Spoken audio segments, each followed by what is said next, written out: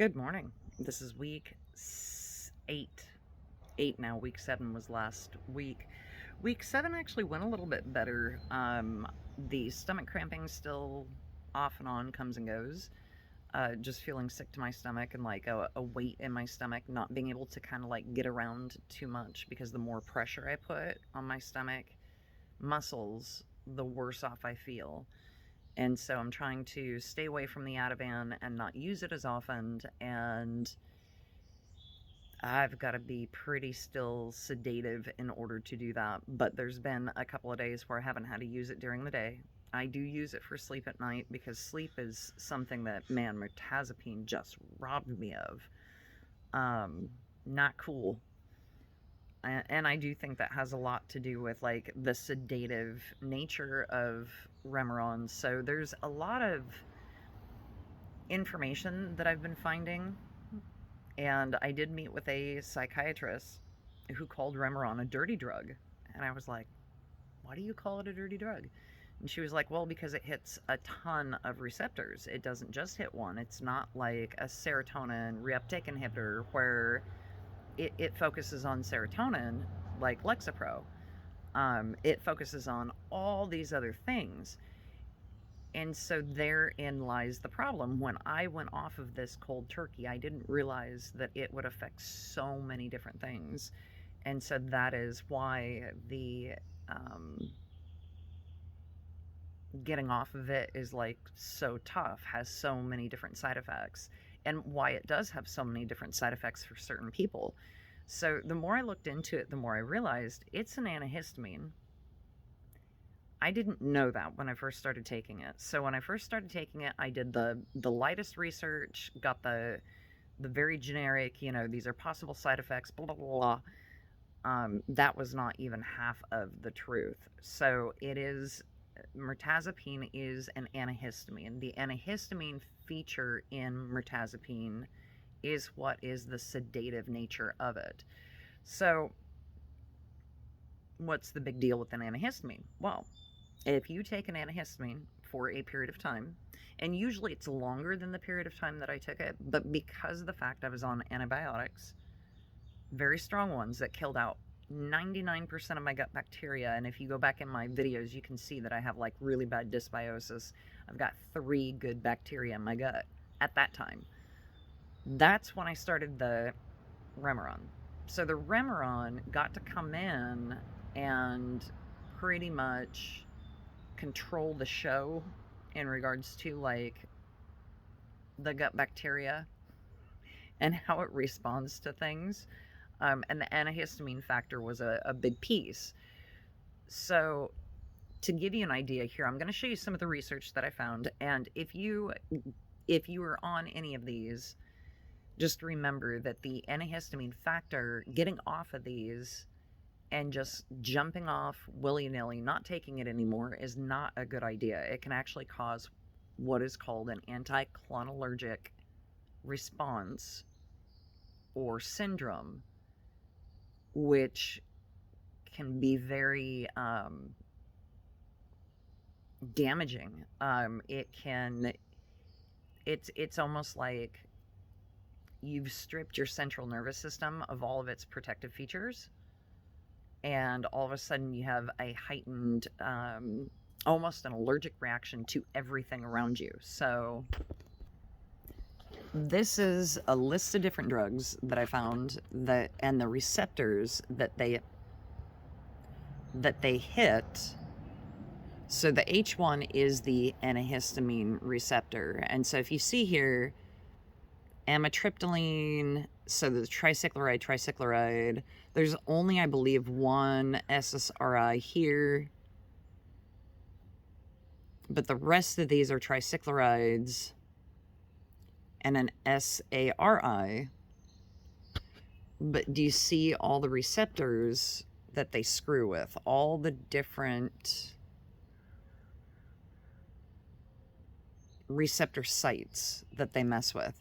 So Mirtazapine is right here. It is an antihistamine. And in the affinity, so it's just one below from the highest affinity in regards to its ability to attach.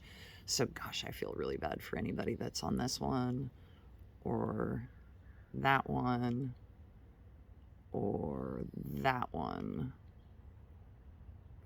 Now, when you go down here and look at the SSRIs, see how there's no antihistamine factors in them?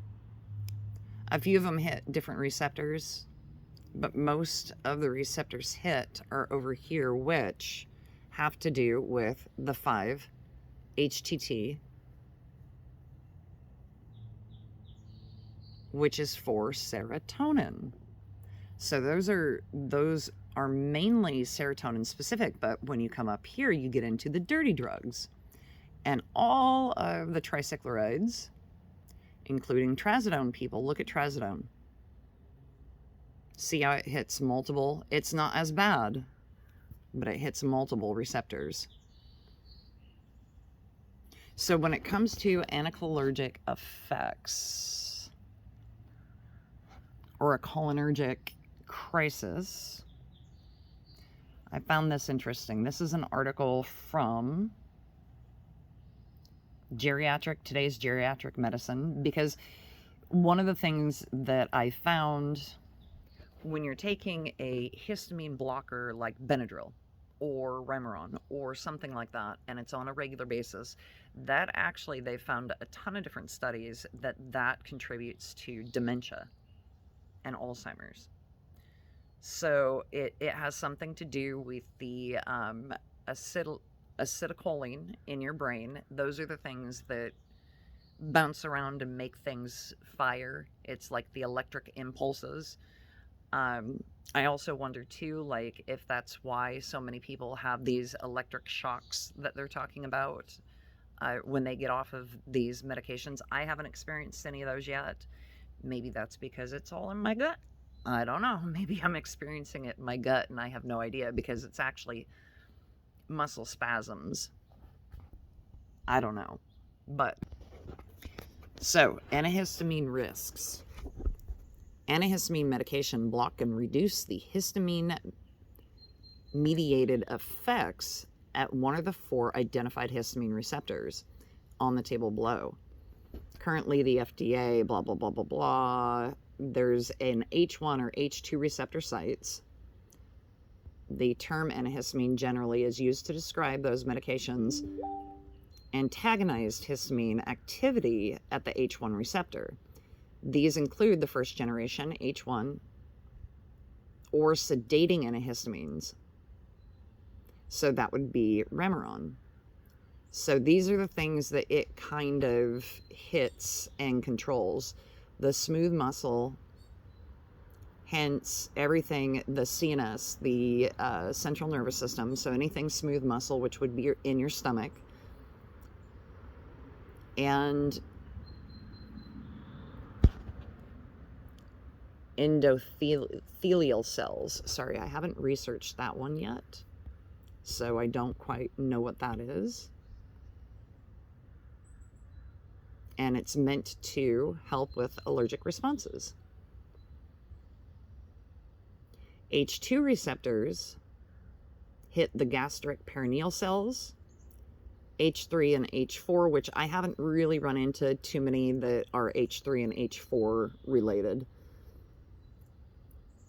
So let's go down here and look at the risks of getting off of them. So antihistamine risks and the anticholinergic syndrome. And I'm really sorry, but you're getting some. So H1 antihistamines have been available for more than 60 years and were synthesized based on a chemical structure similar to that used to develop cholinergic, mucineric antagonists, tranquilizers, and other agents. These have a low receptor specificity and interact with both peripheral and central histamine receptors and readily across the blood-brain barrier.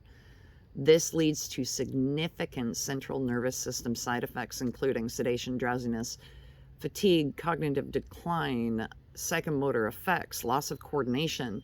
These antihistamines also are potent mucinocaric receptor analgesics that can lead to some serious anticholinergic side effects, such as sinus tachycardia, dry skin, dry mucous membranes, dilated pupils, constipation, ileus, urinary retention, agitated delirium, and the mnemonic. I love this. So they have a mnemonic that they've actually made for this.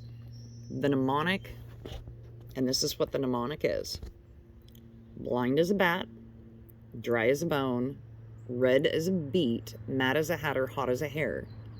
So it can cause blurred vision, dilated pupils, dry mouth and skin, flushing, confusing, delirium, hyperthermia,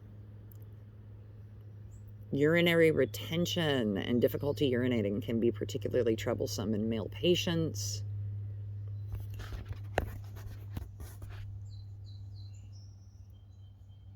What the fuck?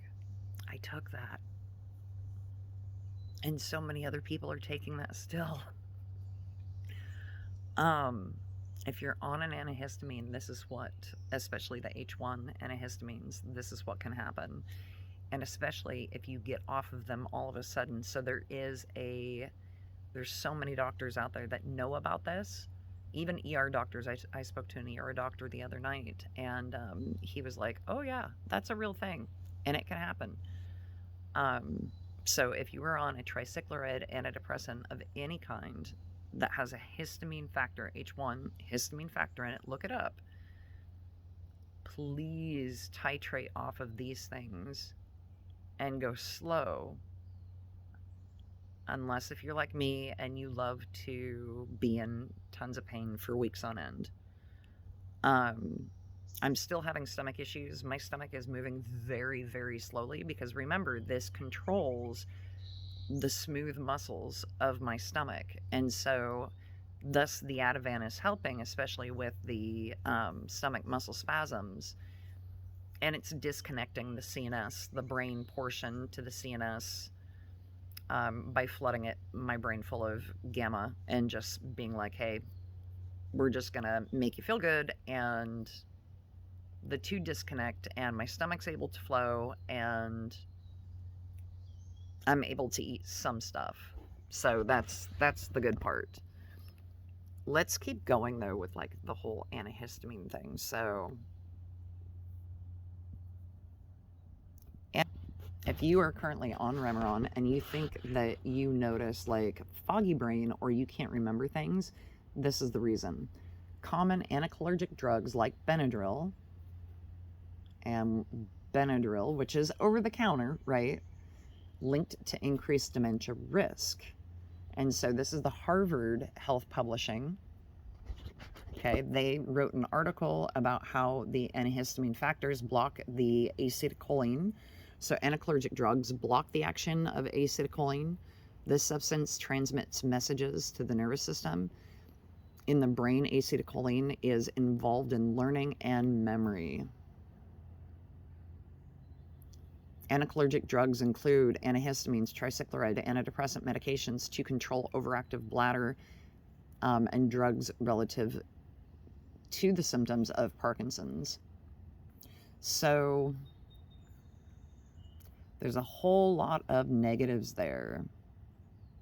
Mirtazapine, and then these are just a few little quibbits that I found interesting that I wanted to read here. Mirtazapine is less likely than some other antidepressants to cause an anticholinergic side effects such as dry mouth, blah, blah, blah, blah, blah, blah, blah, and decreased sweating. However, it may still cause them.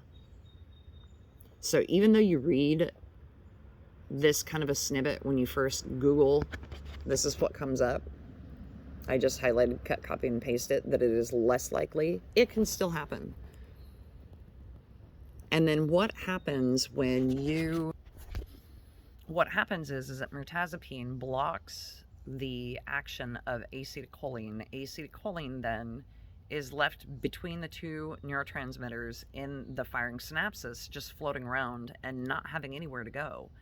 and not really being absorbed. There's enzymes that you can take, and antioxidants actually help break down acetylcholine. Um, and that's something that I'll get into here in a minute.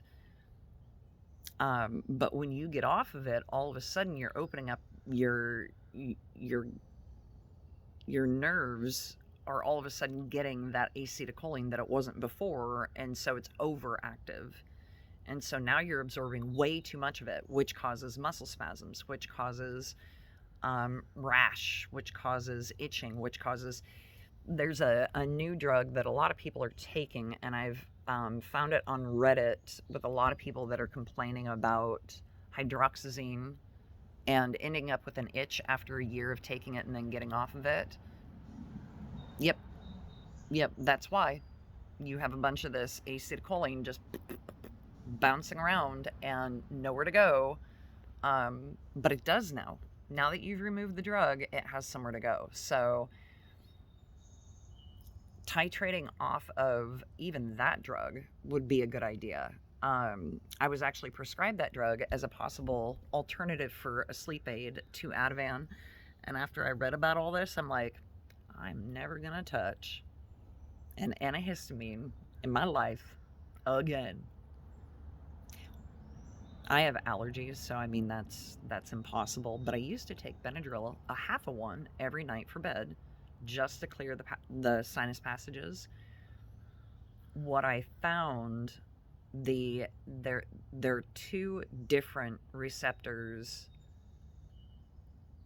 that accept the acetylcholine, and one of them is I believe it's pronounced, and I'm pronouncing a lot of this stuff wrong, so forgive me. I'm not a scientist or a doctor. I'm a high school teacher. The nicotinic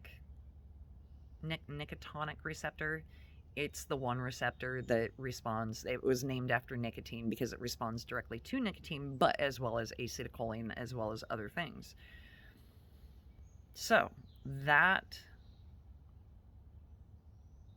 receptor, there's only one over-the-counter medication that I found that will help with that receptor, because I know for me that receptor is overactive.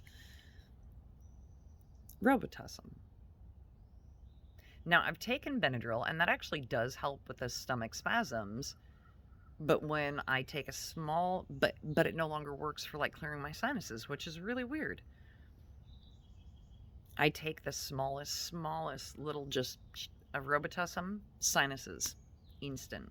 It's in liquid form though too, so you can't really compare a liquid to a pill because it takes longer. But I had to switch different antihistamine types in order to find something that relieved sinus issues. So oxidative stress is what acetylcholine can affect.